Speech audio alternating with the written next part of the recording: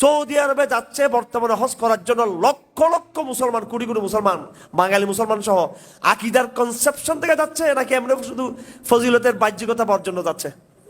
ফজিলত পাবেনি এটা। এই ফজিলত কাদের জন্য? যাদের আকীদা ঠিক আছে। যাদের কি ঠিক আছে? আকীদা ঠিক আছে। হাদি সাহেব কি আনন্দ আরামে যাচ্ছে হজ করার জন্য, কিন্তু অন্তরে কিন্তু মিল্লাত ইব্রাহিমকে কি করে না?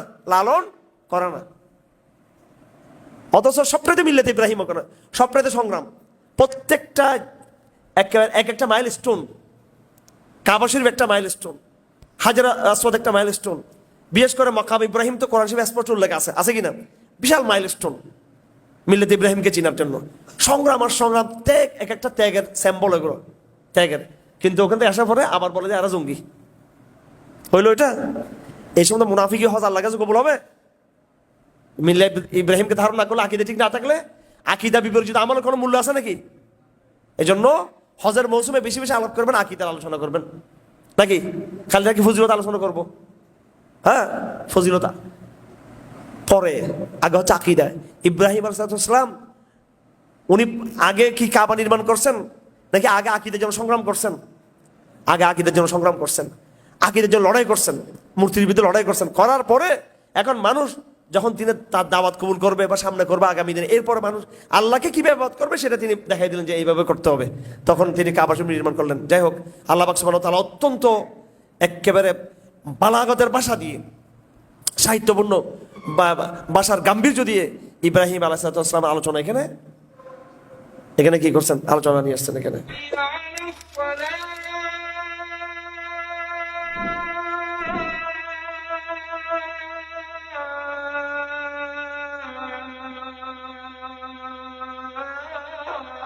إن الحمد لله نحمده نستعينه ونستغفره ونؤمن به ونتوكل عليه ونعوذ بالله من شرور أنفسنا ومن سيئات أعمالنا من يهده الله فلا مضل له ومن يضلله فلا هادي له ونشهد أن لا إله إلا الله وحده لا شريك له ونشهد أن محمدا عبده ورسوله أما بعد فأعوذ بالله من الشيطان الرجيم بسم الله الرحمن الرحيم يا أيها الذين آمنوا اتقوا الله حق تقاته ولا تموتن إلا وأنتم مسلمون ثم ما بعد قال الله تعالى في محكم تنزيله والفجر وليال عشر والشفع والوتر والليل ذا يسر وقال تعالى واتل عليهم نبأ ابني آدم بالحق إذ قربا قربانا فتقبل من أحدهما ولم يتقبل من الآخر قال لأقتلنك قال إنما يتقبل الله من المتقين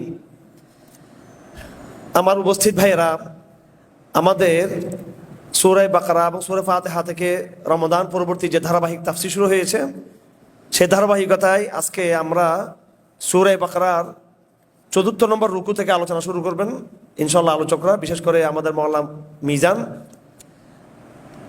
৪র্থ রুকু থেকে আলোচনা হবে, এটা ধারাবাহিক আলোচনার অংশ এটা। আর তার আগে আমি মৌসুমি আলোচনা হিসেবে, বিষয়ভিত্তিক আলোচনা হিসেবে আমরা সাধারণত সময়ের প্রেক্ষাপটে কথা বলি। যেমন নাকি রমজানের আগে আমরা দীর্ঘ কয়েক মাস পর্যন্ত ফিলিস্তিনের সংকটকে সামনে রেখে ইহুদিবাদ এবং খ্রিস্টবাদ সম্পর্কে কোরআন কারীমের বক্তব্য আমরা তুলে ধরার চেষ্টা করছি। এখন আমাদের সামনে যে দিনগুলো আছে, এই দিনগুলোতে 3টা বিষয় আমাদের সামনে রয়েছে। প্রথমত, ইনশাআল্লাহ সম্ভবত আগামীকাল থেকে আশারি জিলহজ শুরু হবে, জিলহজের 10 দিন শুরু হবে ইনশাআল্লাহ। আগামীকাল থেকে যদি সৌদি আরব আজকে হয়ে থাকে, তখন সম্ভাবনা বেশি আগামীকাল থেকে বাংলাদেশে চাঁদ ওঠার ভিত্তিতে জিলহজ মাসের 10 তারিখ শুরু হবে। এই 10 তারিখের ব্যাপারে কোরআন কারীমের বক্তব্য। এরপরে আছে কোরবানি সম্পর্কে কোরআন কারীমের বক্তব্য। তারপরে আছে হজ সম্পর্কে। তো আমি সর্বপ্রথম জাস্ট তাফসীর করব না, আমি আপনাদেরকে দেখিয়ে দেব যে কোরআন কারীমের কোথায় কোথায় আমাদের সমকালীন যে প্রসঙ্গগুলো কোথায় কোথায় আছে, জিলহজ মাসের আলোচনা কোথায় আছে, হজের আলোচনা কোথায় আছে, কোরবানির আলাপ কোথায় কোথায় আছে, এগুলো একটু আমরা জাস্ট ধরে নিব। এটা আমরা পরে তেলাওয়াতের মাধ্যমে, তাদাব্বুরের মাধ্যমে বাসায় গিয়ে প্রত্যেকে আমরা চর্চা করব এবং আমরা চেষ্টা করব নিজের সুপরিসরে সেটা তালিম করার জন্য ইনশাআল্লাহ। পারবো তো সবাই? আচ্ছা, বলুন দেখি, জিলহজ মাসের 10 দিন সম্পর্কে কোথায় আছে আলোচনা? আছে? ধরেন সূরা ফাজর ধরেন সবাই। আল্লাহ পাক কসম খাচ্ছেন, ওয়াল ফাজর ওয়ালায়ালিন আশ ওয়াশাফি ওয়াল ওয়াতর ওয়াল লাইলি ইযা ইয়াসর, সকালের কসম, প্রভাতের কসম, 10 রাতের কসম, হ্যাঁ, বেজুর দিনের কসম, জোর দিনের কসম, রাতের কসম। আল্লাহ পাক সুবহানাহু ওয়া তাআলা এখানে জিলহজ মাসের 10 দিন, কোরবানির দিন, ইয়মে আরফার দিন আল্লাহ পাক এগুলোকে উল্লেখ করছেন মুফাসসিরদের বিভিন্ন মতের পরিপ্রেক্ষিতে। এখানে এই জিলহজ মাসের 10 দিনের কথা এখানে আসছে।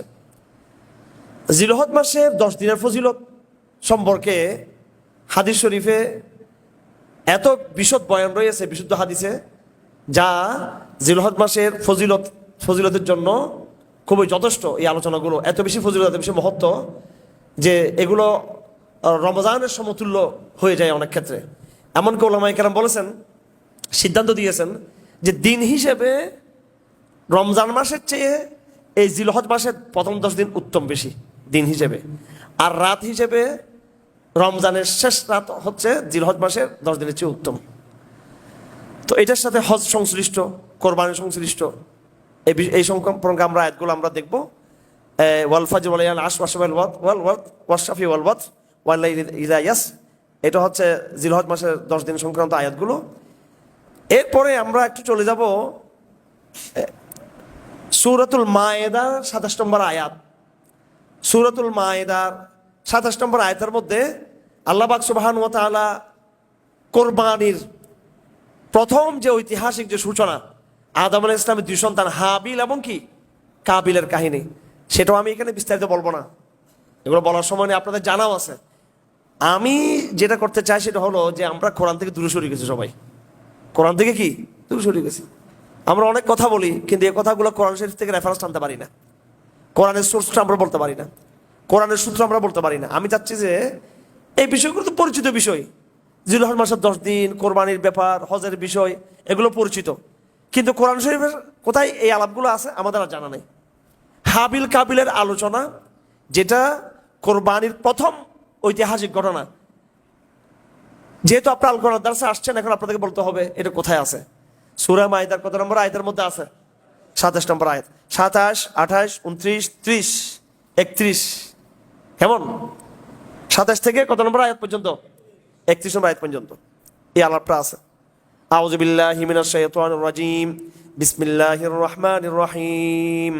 ওয়াতলু আলাইহিম নাবা আবনাই আদম বিল হক إذ قربا قربانا فتقبل من أحدهما ولم يتقبل من الآخر قال لأقتلنك قال إنما يتقبل الله من المتقين لئن بسطت إلي يدك لتقتلني ما أنا بباسط يدي إليك لأقتلك إني أخاف الله رب العالمين إني أريد أن تبوء بإثمي وإثمك فتكون من أصحاب النار وذلك جزاء الظالمين فطوعت له نفسه قتل أخيه فقتله فأصبح من الخاسرين فبعث الله غرابا يبحث في الأرض ليريه كيف يواري سوءة أخيه قال يا ويلتى أعجزت أن أكون مثل هذا الغراب فأواري سوءة أخي فأصبح من النادمين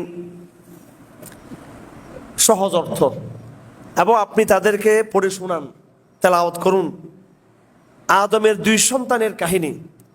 যখন তারা উভয়ই কোরবানি পেশ করলো, কিন্তু একজনের কোরবানিকে কবুল করা হলো, আর একজনের কোরবানিকে কবুল করা হয়নি, তখন সে বলল আমি তোমাকে হত্যা করব।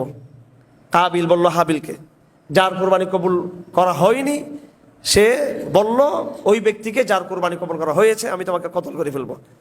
তখন উত্তরে ওই ভাই বলল যিনি মুত্তাকি, তিনি বললেন ইন্নামা ইয়াতাকাব্বালুল্লাহু মিনাল মুত্তাকিন, আল্লাহ পাক অবশ্যই কোরবানি কবুল করেন যারা মুত্তাকি তাদের কাছ থেকে। তা হাবিল কাবিল এটা আমাদের আদর্শ। আমরা আদম আলাইহিস ইসলামের মুত্তাকি সন্তান হতে চাই হাবিলের মতো, আদম আলাইহিস ইসলামের অবাধ্য কাবিলের মতো গায়র মুত্তাকি জালেম সন্তান হতে আমরা চাই না।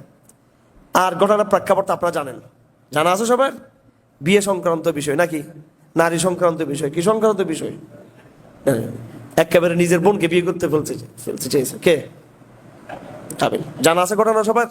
এখানে আর বলতে হবে এটা?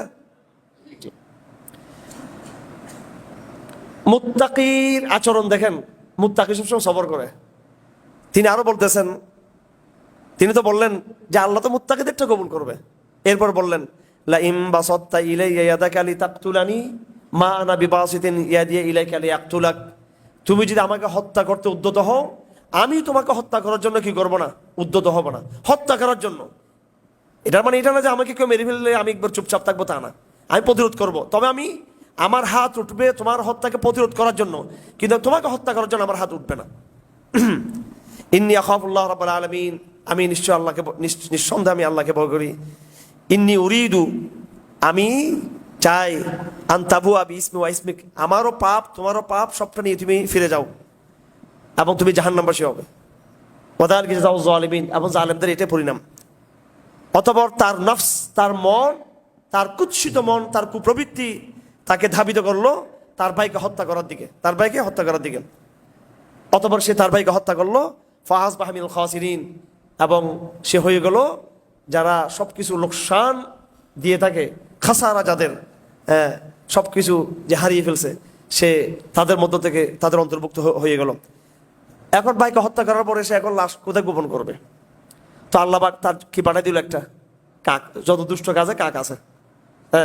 ফাবাআস আল্লাহ গুরাবান ইয়াবহাসু ফিল আরদ লিইউরিয়াহু কাইফা ইউওয়ারি সাওয়াতা আখি। একটা কাক থেকে দেখলো যে একটা কাক আর একটা মরা কাককে পা দিয়ে খুঁড়িয়ে খুঁড়িয়ে মাটি সরিয়ে ওই মরা কাকটাকে কি করতেছে, সে দাফন করতেছে। সে বলল আজাজতু আন আকুনা মিসলা হাযাল গুরাব, আমি এই কাকের মতো হতে পারলাম না, তার চেয়ে বেশি আমি অপারগ হয়ে গেলাম। তার মধ্যে একটা হীনমন্যতা কাজ করলো। ফাওয়ারি সাওয়াতা আখি, আমি আমার ভাইয়ের শরীরকে, বডিটাকে লুকাতে পারলাম না। ফাআসবাহা মিনান নাদিমিন, সে লজ্জিত হলো। এতটুকু হচ্ছে কোরবানি সম্পর্কে কোরআনে কারীমের প্রথম বক্তব্য, ঐতিহাসিক ঘটনা কোরবানির এই ঘটনাটা। ঠিক আছে, হযরত আদম আলাইহিস সালামের, হযরত কি আদম আলাইহিস সালামের। কেমন এই ঘটনা থেকে আমরা শিক্ষা নেওয়ার চেষ্টা করব। এরপর আল্লাহ পাক সুবহানাহু ওয়া তাআলা এখানে অন্য কথা বলছেন, সেগুলো এই ঘটনার জের ধরে, এই ঘটনার উপসংহার টানছেন আল্লাহ পাক বনী ইসরাইলের কথা কাছে, বনী ইসরাইলের বিষয়টা নিয়ে এসে। এটা মানব জাতির ইতিহাসে প্রথম হত্যাকাণ্ড, প্রথম মার্ডার মানব সভ্যতার ইতিহাসে। এবং তারপর থেকেই মানব জাতির ইতিহাসে কি লেগেছিল, খুনাখুনি, মার্ডার করা, হত্যাকাণ্ড, এগুলো ঘটিত হতে যাচ্ছে। আল্লাহ পাক সুবহানাহু ওয়া তাআলা এই সম্পর্কে আসমান থেকে একবার সাংবিধানিক রুল জারি করছেন, ফৌজদারি আইন বিধান চালু করছেন বনী ইসরাইলের জমানা থেকে।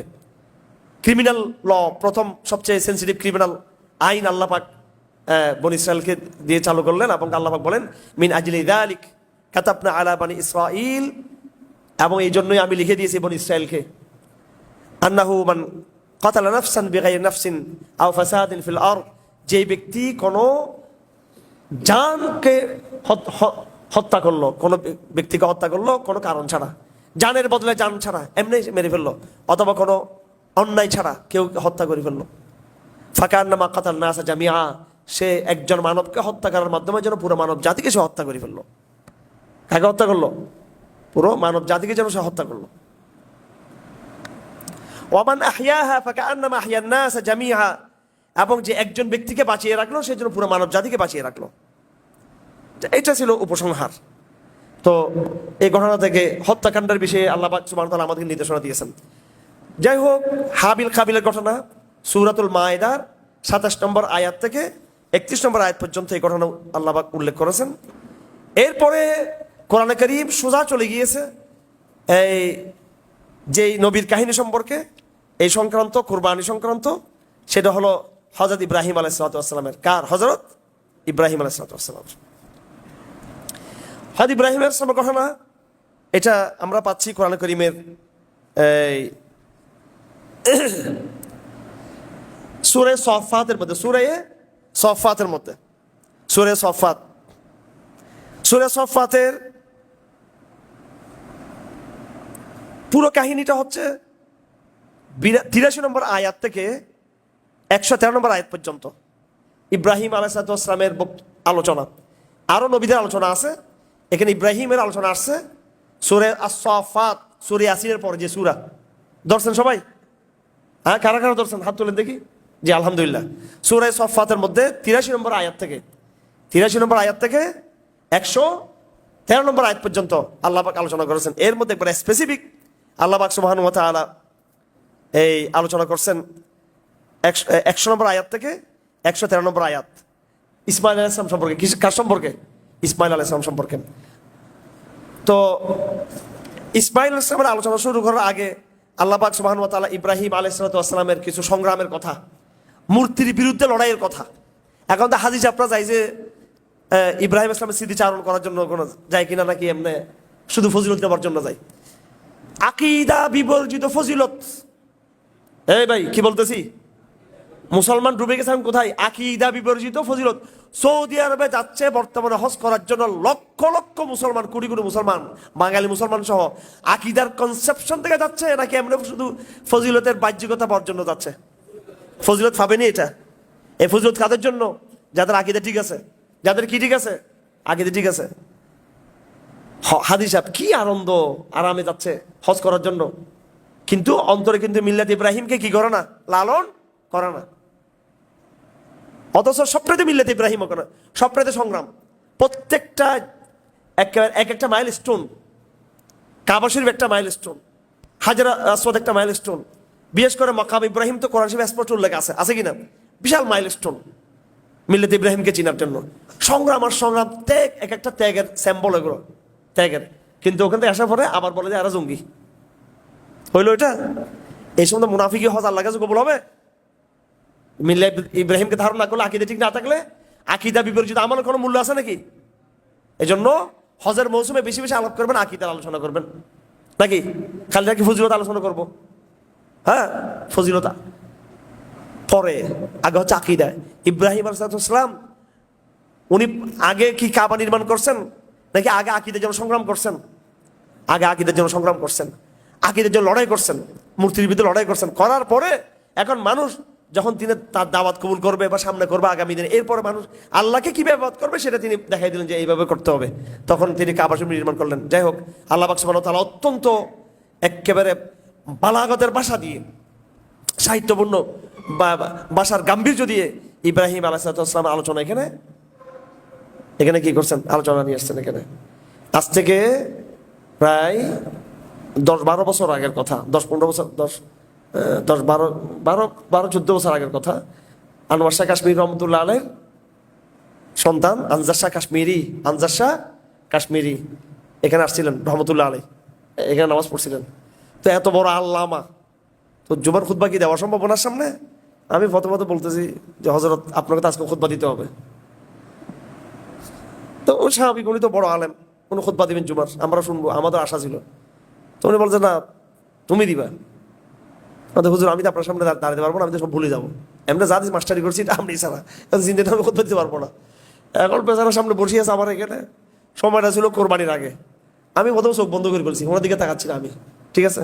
কারণ আনোয়ার শাহ কাশ্মীরের সন্তান আনজার শাহ কাশ্মীরি, ভারতের এলমের জাহাজ, চোখটা বন্ধ করে খুতবা একটা দিয়ে দিলাম।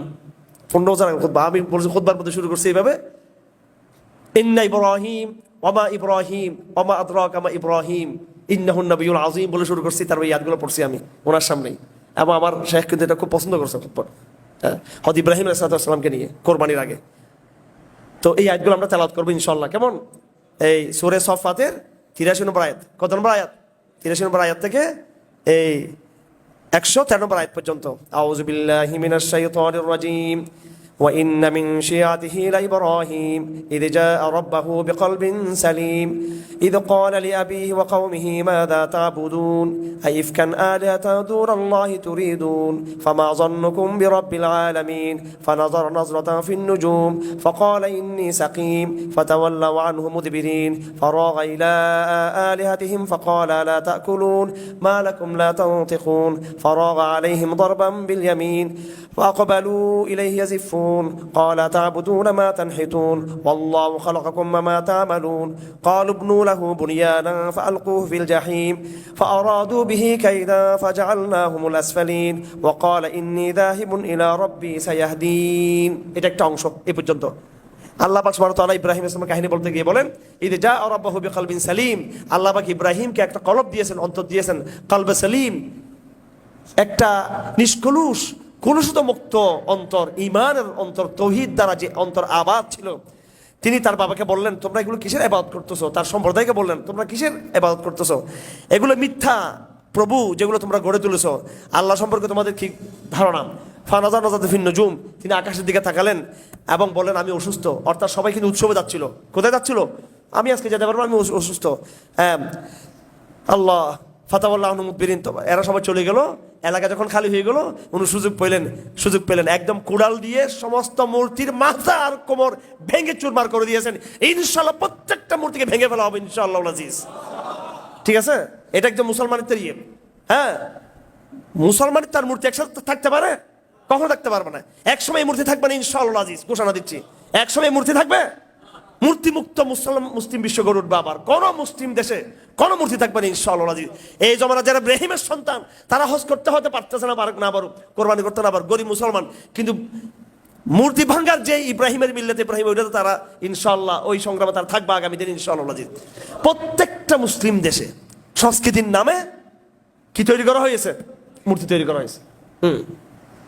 এই মূর্তির ইতিহাসে দেখবেন, এই মূর্তি প্রথম আসছে সংস্কৃতির নাম দিয়ে আসছে। এটা প্রথমে মানুষ মূর্তি পূজা কিন্তু করে নাই, কিন্তু আবুল হাসান আল নদভী রহমতুল্লাহ আলাইহি উনি মূর্তির ইতিহাসে লিখছেন পৃথিবীতে প্রথম মূর্তি পূজা কিন্তু পৃথিবীতে প্রথম মূর্তি পূজা দিয়ে কিন্তু শুরু হয় নাই। মূর্তি শুরু হয়েছে তাজিম দিয়ে, সংস্কৃতি দিয়ে, কালচার দিয়ে শুরু হয়। আস্তে আস্তে আস্তে আস্তে এটা কি পূজা করছে। এটা এখন সাংস্কৃতিক লাভ, আমরা এটা তো জাস্ট সাংস্কৃতিক চিহ্ন, এটা হেরিটেজ, এটা ওটা, এটা ভাস্কর্য, এটা নাকি মূর্তি না। হ্যাঁ, তো এটা তো সমস্যা নেই। তো এইটাই তো একদিন তাজিমটা করতে করতে করতে করতে পরবর্তী 1000 বছর পরে এটা কি হয়ে যাবে? এটাকে মানুষ কি করবে? পূজা। এটা একটা ধর্ম হয়ে যাবে এটা। এই জন্য সংস্কৃতি হচ্ছে শিরিকের দরজা। তো ইব্রাহিম সাল্লাল্লাহু সবগুলো শেষ করে দিলেন। হ্যাঁ, গিয়ে বলতেছেন কি ব্যাপার, তোমরা বাচ্চাত খাবা? তোমরা কথা বলতেছে না কেন? তারপর মায়ের শুরু ডান হাত দিয়ে। এরা ফিরে আসলো, আসার পরে সবাই ইব্রাহিমের উপর ঝাঁপিয়ে পড়লো। কি বললো? ঝাঁপিয়ে পড়লো। ইব্রাহিম আসলাম কিন্তু মনে সাহস ছিল। হ্যাঁ, এই জন্য মায়ের খেলে জেলে গেলে, হ্যাঁ, হাতে হ্যান্ডকাপ পড়লে কেউ ভয় পাবেন নাকি? মনে সাহস রাখবেন। ইব্রাহিম সাল্লাম বিচলিত হয়ে যান নাই। তখন ইব্রাহিম ওই গ্রেপ্তার অবস্থায় দাওয়াত দিচ্ছেন, আতাবুদুনা মা তানহিতুন, তোমরা নিজেরা যেগুলো তৈরি করছো, তানহিতুন বলা হয় ছেঁচে তৈরি করা, পাথর কেটে কেটে তৈরি করা, এগুলো তোমরা নিজে তৈরি করছো। যেগুলোকে তোমরা তৈরি করছো এগুলোকে তোমরা ইবাদত করো। আল্লাহ তো তোমাদেরকে সৃষ্টি করেছেন আর তোমাদের সমস্ত আমলকে। তখন তারা বললো ইব্রাহিমের জন্য বিশাল একটা কি তৈরি করো, আগুনের জন্য একটা ইয়ে নির্মাণ করো, তার জন্য বড় ধরনের, ওখানে তাকে নিক্ষেপ করতে হবে। ফালকাউ ফিল জাহিম, তাকে আগুনে ফেলে দিল। ফারাদ বিকাইদান ফাজালনাহুম আসফালিন, তারা বিশাল ভয়ঙ্কর চক্রান্ত করলো। আল্লাহ সুবহানাহু ওয়া তাআলা তাদের চক্রান্ত নস্যাৎ করে তাদেরকে পদদলিত করে দিলেন। তখন ইব্রাহিম বললেন আমি এখানে থাকবো না, আমি চলে যাব আল্লাহর কাছে। এবং দোয়া করলেন রব্বি হাবলি মিনাস সালিহিন। মানুষ মজলুম অবস্থায় দোয়া করলে সেই দোয়া আল্লাহ কবুল করে। কি করে? দোয়া কবুল করে। ইব্রাহিম সাহেব দোয়া করলেন, হে আল্লাহ আপনি আমাকে এক সন্তান দান করেন। কি দান করেন? এক সন্তান দান করেন। রব্বি হাবলি মিনাস সালিহিন। আমি আগের বার কারাগারে গিয়ে দোয়া করছি, আল্লাহ আমাকে একটা মেয়ে দান করছে, আফিফা খান সিদ্দিকী। এবার কারাগারে দোয়া করছি, নাতি দিছে একটা আমাকে, আমার মেয়েকে দিছি এটা, নাতিটা মোহাম্মদ। ঠিক আছে, 2 কারাগার 2টা ছেলে নিয়ে আসছি আমি, একটা ছেলে একটা মেয়ে। হ্যাঁ, একটা ছেলে একটা মেয়ে আমার, আর হলো আমার মেয়ের ছেলে অর্থাৎ নাতি। একটা কারাগারে দোয়া করছে একদম। আমার স্বপ্ন দেখছি এগুলো, আমি এরকম হাঁটতেছে ছোট ছোট বাচ্চা কতগুলো, মেয়ে কতগুলো।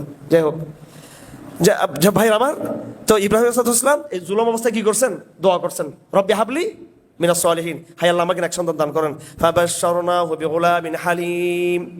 আল্লাহ বলেন তাকে আমি একজন হালিম, হ্যাঁ, একজন গোলাম, যে আকলমন্দ। হালিম মানে জ্ঞানী, ম্যাচিওর, বিবেকবান, বিদ্বান, বুদ্ধিমান একটা সন্তান আমি তাকে কি করলাম, এবং ধৈর্যশীল, এবং কিশীল, ধৈর্যশীল। ইসমাইল ধৈর্য দর্শন না, ধৈর্য, আমি সন্তান তাকে দান করলাম। ফালাম্মা বালাগা মাহু সায়া ক্বালা ইয়া বুনাইয়া ইন্নী আরা ফিল মানামি আন্নী আসবাহুক। সময় নাই, বিশাল কাহিনী। আগামী জুমাবার শুধু ইব্রাহিম নিয়ে কথা বলবো ইনশাআল্লাহ আমরা, ঠিক আছে? আগামী জুমাবার আমাদের ধারাবাহিক আলোচনা আগামী জুমাতে স্থগিত থাকবে সূরা বাকরার। আগামী জুমাতে আমরা শুধু ইব্রাহিম আলাইহিস সালাতু ওয়াস সালাম নিয়ে কি করবো ইনশাআল্লাহ, কমপ্লিট প্যাকেজ মিলাদ ইব্রাহিম নিয়ে আমরা আলোচনা করবো আগামী জুমাতে ইনশাআল্লাহ, আল্লাহ পাক তৌফিক দিলেন। আজকে শুধু আমি কোরআন শরীফের আয়াতগুলো ধরে দিচ্ছি। যখন এই ইসমাইল বড় হলেন, ফালাম্মা বালাগা মাহু সায়া, যখন উনি দৌড়াদৌড়ি করতে লাগলেন, বড় হলেন আস্তে আস্তে, তখন বলতেছে আমি তো একটা স্বপ্ন দেখতেছি, তোমাকে আমি জবাই করতেছি আমি। ফানজুর মাদা তারা, এখন তুমি কি বলো? ক্বালা ইয়া আবাতি ফাআল মা তু'মার, তোমাকে যেটা হুকুম দেওয়া হয়েছে তুমি সেটা করো। সাতাজিদুনি ইনশাআল্লাহ মিনাস সাবিরিন, তুমি আমাকে কিভাবে ধৈর্যশীল পাবে।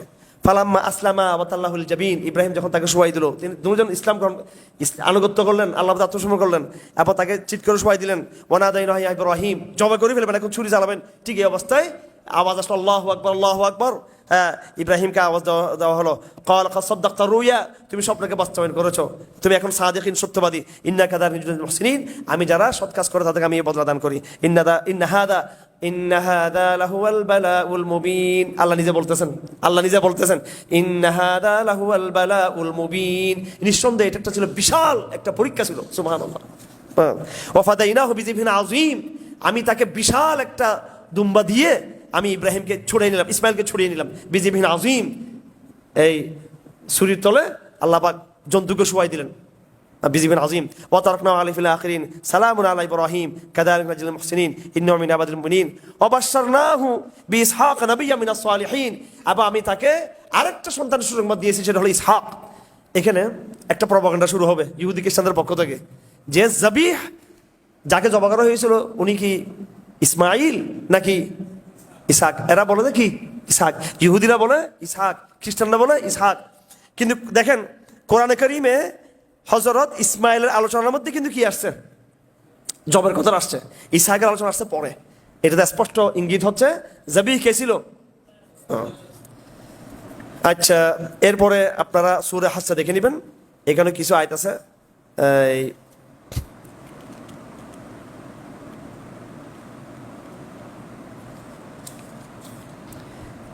এরপর আমাদের নবীজির একটা ঘটনা আছে কোরবানি নিয়ে, যেহেতু কোরবানি বলছি, কোরবানি শেষ করে ফেলি। কোরবানির একটা আয়াত আমরা কোথায় পেলাম? সূরা মায়েদার 27 নম্বর আয়াত। কোরবানির আরেক আয়াত কোথায় পেলাম আমরা? সূরা সফাতের মধ্যে। কোরবানির আরেকটা আয়াত সর্বশেষ, ইন্না আতাইনাকা আল কাউসার, ইন্না আতাইনাকা আল কাউসার, হে নবী, আল কাউসারের মতো তোমাকে আমি সেই সুরা পান করার পানি, সুপ্রিয় পানি কিয়ামতের দিন, যেটা তুমি সবাইকে পান করাবে, সেটা আমি তোমাকে নিয়ামত দান করেছি। কারণ রাসূলুল্লাহ সাল্লাল্লাহু আলাইহি ওয়াসাল্লামের সন্তান জন্ম হওয়ার পর এরা মারা যাচ্ছিল। কাফাররা বলছে নাউযুবিল্লাহ, রাসূল হচ্ছে লেস কাটা। এটাকে বাংলা কি বলে? হ্যাঁ, লেস কাটাকে কি বলে? হ্যাঁ, নির্বংশ। উনি কি নির্বংশ, নাউযুবিল্লাহ। তো আল্লাহ পাক সান্ত্বনা দিলেন, হ্যাঁ, ইন্না আতাইনাকাল কাউসার ফাসাল্লি লিরাব্বিক ওয়ানহার, আল্লাহর জন্য আপনি সালাত আদায় করেন এবং ওয়ানহার, কি করেন? নাহার করেন। কি করেন আপনি? হ্যাঁ, কোরবানি দেন। ইন্না শানিকা ওয়াল আবতার, যারা আপনাকে গালাগালি করে তারা নিজেরাই লেস কাটা, তারা নিজের নির্বংশ। এটা হচ্ছে কোরবানি সংক্রান্ত একবার সর্বশেষ কি কোরআন শরীফের আলোচনা। সূরা হজের মধ্যে আবার এই হজের কথা আসছে এবং একের সাথে কোরবানির কথা আসছে। সূরা হজের 26 নম্বর আয়াত থেকে শুরু করে এই 37 নম্বর আয়াত পর্যন্ত। কত নম্বর আয়াত? 26 থেকে শুরু করে 27 নম্বর আয়াত। আউযু বিল্লাহি মিনাশ শাইতানির রাজিম। ওয়া ইয বাওয়া'না লিইব্রাহিমা মাকানাল বাইতি আল্লা তুশরিক বি শাইআন ওয়া তাহির বাইতিয়া লিত-তাইফিন ওয়াল কাইমিন ওয়ার রুকআইস সুজুদ।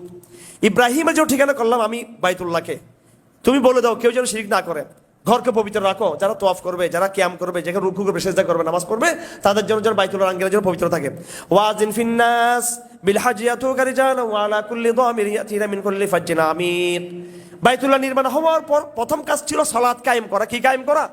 সালাত কায়েম। বাইতুল্লাহ নির্মাণের পরে দ্বিতীয় কাজ হচ্ছে হজ করার জন্য তারা এখানে আসবে। আপনি ঘোষণা দিয়ে দেন। কি দিয়ে দেন আপনি? হজের ঘোষণা দেন। ওয়াজিন ফিন্নাস বিল হজ, আপনি হজের ঘোষণা দেন। সুতরাং এই হজ হচ্ছে কার স্মৃতি, কার ঘোষণা?